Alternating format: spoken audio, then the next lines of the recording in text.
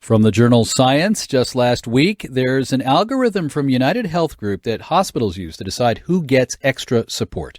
Researchers noticed the software recommends that extra medical support goes to white patients over black patients, even if the white people don't need the help as much.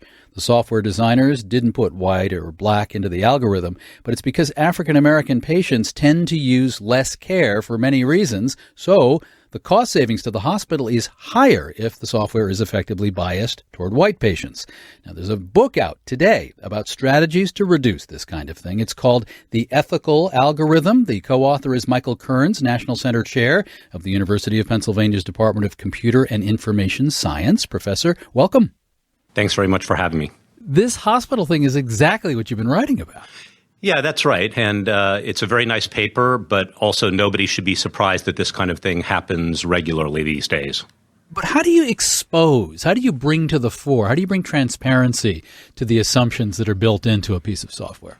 Well, you start by needing to specify exactly what it is you want the algorithm to do. And in the case of the science paper that you mentioned, the company that developed this simply went after a proxy for health, which is health cost.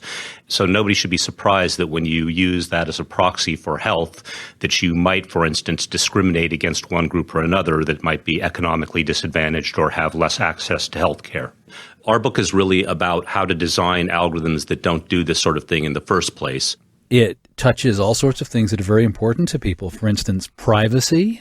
You can dial in more privacy, but at a cost when you're building an algorithm, piece of software. That's right. So it's whether it's, fairness or privacy or transparency or explainability, all of these things that we would like from our algorithms. We now know how to specify those things and code them into the algorithm, so to speak. But we should generally expect that when we do that, it will come at a cost to other things like predictive accuracy.